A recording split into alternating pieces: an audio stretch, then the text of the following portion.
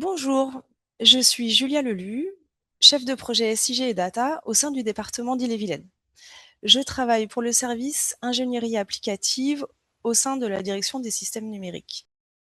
Le sujet que je vais aborder avec vous concerne la mise en place pour les métiers, autrement dit les producteurs de données, d'un traitement de data quality et de mise à jour de données open data.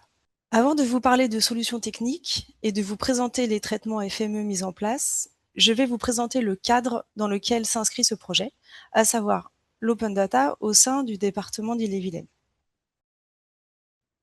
L'open data, soit l'accès des données administratives pour le grand public, remonte aux lois informatique et liberté, puis CADA, établies en 1978. Mais c'est seulement en 2015, avec la loi NOTRe, puis en 2016 avec la loi pour une république numérique, que l'ouverture des données par défaut s'est imposée. Ainsi, les collectivités de plus de 3500 habitants doivent ouvrir leurs données et des collectivités se sont saisies de cette obligation légale pour s'inscrire dans une démarche de transparence et de confiance auprès de leurs administrés en ouvrant un large jeu de données à travers des portails open data dédiés. Ainsi, on peut retrouver sur le site du gouvernement data.gouv.fr plus de 74 000 jeux de données, dont une grande partie sont poussés par les collectivités locales. Ces portails open data sont des vitrines de la qualité de la donnée interne. Et la conséquence de la publication de ces données est une exigence forte en termes de qualité, de fiabilité et d'accessibilité des données. Ces principes de qualité s'appliquent dans un contexte organisationnel bien réel. Et je vous propose une rapide présentation du département. Le département d'Ille-et-Vilaine est l'un des 4 départements bretons. Il compte 333 communes, dont la métropole rennaise, et il rassemblait en 2025 plus d'1 million de Brétiliennes et de Brétiliens. Il exerce des missions de service public en matière d'action sociale, d'éducation avec les collèges, de gestion des réseaux routiers ou encore de gestion des espaces naturels sensibles. Pour assurer ces missions, le département s'appuie sur 4 250 agents à travers une grande diversité de métiers, avec environ 140 métiers différents. Ces agents ainsi que le grand public disposent de plus de 250 applications numériques. C'est d'ailleurs le rôle du service ingénierie applicative dans lequel je travaille, de gérer ces 250 applications. Cette diversité de missions, de métiers et d'outils se traduit par une production de données riche, et une partie est donc mise à disposition du grand public à travers le portail Open Data. À l'heure actuelle, le portail Open Data du département propose 116 jeux de données sur des thématiques variées qui reprennent les compétences du département. Il a fallu pour chacun de ces jeux de données identifier le métier, la source, la fréquence tenable de mise à jour, qualifier, documenter ces données afin de les rendre accessibles, avec la production, par exemple, d'un dictionnaire de données. Mais une fois publiées, il s'agit d'assurer la pérennité de ces données, c'est-à-dire la fraîcheur avec des mises à jour régulières, une stabilité de structure afin de rester cohérent avec la documentation annexée, et une mise à disposition continue des données pour des traitements automatisés par des tiers et opérés par des tiers. Il y a donc un véritable enjeu de pérennisation des process de mise à jour. Sur ce schéma sont représentés 3 types de process de mise à jour existants pour les données open data. Nous privilégions des traitements qui lisent directement les données en base de données métiers ou dans des entrepôts de données intermédiaires. C'est la flèche que l'on voit en haut du schéma. Ces traitements transforment les données métiers lorsque c'est nécessaire, avec par exemple de l'anonymisation, et puis viennent mettre à jour les données sur le portail Open Data. Ces traitements sont créés dans FME Form, puis publiés et ordonnancés sur FME Flow, à des fréquences variées, quotidiennes jusqu'à annuelles. Lorsque les bases de données ne sont pas accessibles, c'est le cas avec des applications hébergées chez des éditeurs ou bien lorsqu'il n'y a pas d'application spécifique. Alors il est proposé une application générée avec FME Flow et qui permet au métier de déposer un fichier. c'est la flèche, les deux flèches que l'on voit au centre du schéma, et nous allons revenir sur ces deux traitements que je vais vous détailler après. Enfin, on a une troisième famille de process de mise à jour que l'on essaye de maîtriser au mieux, qui est en fait de mettre à jour manuellement, directement sur la plateforme, des fichiers individuels. Donc là, on n'a pas du tout de traitement automatisé. On essaye de réduire ce nombre de cas et d'automatiser en fait les mises à jour. Donc maintenant, je vais vous présenter un des traitements qui est mis à disposition des métiers pour déposer un fichier afin de pouvoir mettre à jour les données en open data. Nous allons prendre comme exemple un jeu de données de la consommation d'énergie sur l'ensemble des bâtiments du département. Vous le voyez ici, on a 4 jeux de données de 2021 à 2024. Et en dessous, le dictionnaire de données. Pour la démonstration, j'ai dupliqué ce jeu de données et j'en ai fait juste un jeu de données de démo. Je vais vous présenter deux situations. Une première situation où le jeu de données est conforme, et puis une deuxième où le jeu de données n'est pas conforme. Donc le métier, on a mis à disposition du métier une application, qui est celle-ci. Le métier va directement sur l'application via l'URL et a la possibilité de déposer son fichier. Il va chercher son fichier,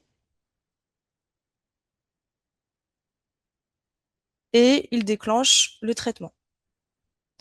Le traitement tourne et lui restitue un résultat qui est que le fichier est valide. Que se passe-t-il?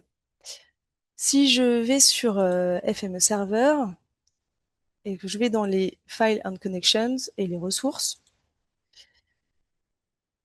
dans mon dossier qui est prévu à cet effet, je retrouve ici dans l'input le fichier qui a été poussé. Et ensuite, j'ai une automation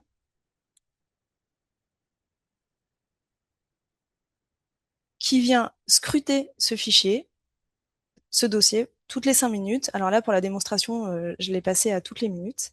Et lorsqu'il y a un nouveau fichier dans ce dossier, alors le traitement qui pousse les données sur la plateforme Open Data se déclenche. Comme le traitement se joue toutes les minutes, on regardera après le résultat sur la plateforme. Maintenant, je vais vous présenter le deuxième cas de figure où on a un document en entrée qui n'est pas valide. Je télécharge mon document.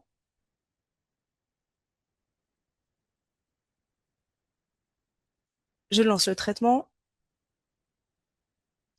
Et donc là, il m'est restitué un tableau qui me précise les erreurs que comporte le fichier source.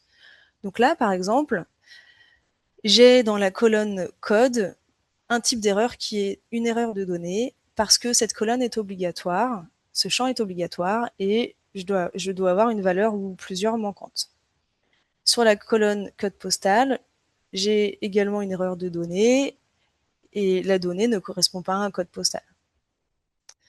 Ici, sur consommation totale, j'attends des valeurs numériques et je n'ai pas que des valeurs numériques. Et enfin, sur la colonne ville, c'est le nom de la colonne qui n'est pas bon, donc j'ai un autre type d'erreur. Ce traitement, donc à partir de ce moment-là, le métier peut reprendre son fichier source, le retravailler et le redéposer et s'assurer qu'il est valide. Cette application s'appuie sur un traitement FMEform qui vient lire en entrée le fichier source qui est déposé par le métier et un deuxième fichier CSV qui intègre l'ensemble des règles de gestion sous forme de regex. Ces règles de gestion sont rédigées à partir du dictionnaire de données qui a été établi avec le métier. Ensuite, des transformers viennent comparer ces regex et le contenu du fichier source, à savoir les noms de colonnes et également les valeurs à l'intérieur des champs. En fonction de la présence d'erreurs ou non, un rapport HTML est rédigé et s'affiche à la fin du traitement de l'application.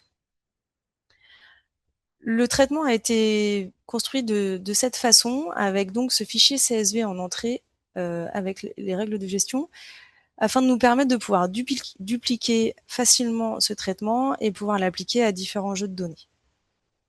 Revenons sur nos applications de data quality et notre première mise en situation avec un jeu de données qui était valide en entrée. On va vérifier si le traitement est allé jusqu'au bout en allant sur la page de démo du jeu de données démo. Alors, je rafraîchis la page et effectivement, la donnée a bien été intégrée sur ma page Open Data dans mon jeu de données. Par la mise en place de cette application de data quality, le producteur de la donnée est autonome pour pousser ses données à jour sur le portail Open Data.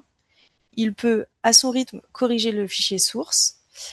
Au préalable, cette étape se faisait par le biais d'échanges de mails, plus ou moins fluides en fonction de la disponibilité des deux parties, à savoir le métier et nous, l'équipe data. Cet échange pouvait prendre du temps et n'avait pas de valeur ajoutée. Et en plus, des erreurs pouvaient persister parce qu'il était possible que l'on ne retrouve pas, que l'on n'identifie pas toutes les erreurs. Le producteur de la donnée devient responsable de la qualité des données et de la mise à jour sur la plateforme Open Data. C'est-à-dire que nous n'opérons plus, dans ce cas-là, la mise à jour manuelle sur la plateforme Open Data. C'est vraiment le métier qui opère et qui est à l'origine de cette opération. Le producteur devient donc acteur de la qualité et il n'est plus simple contributeur. Ce cas de figure s'inscrit dans une démarche plus large de la gouvernance de la donnée au sein de la collectivité, gouvernance qui a été rédigée récemment et qui est en cours de mise en œuvre au sein de la structure, avec pour objectif une identification des données dès la phase amont d'un projet et une responsabilisation des producteurs de données, avec une mise en responsabilité des responsables de service. Je vous remercie d'avoir suivi cette présentation et je suis à l'écoute de vos questions.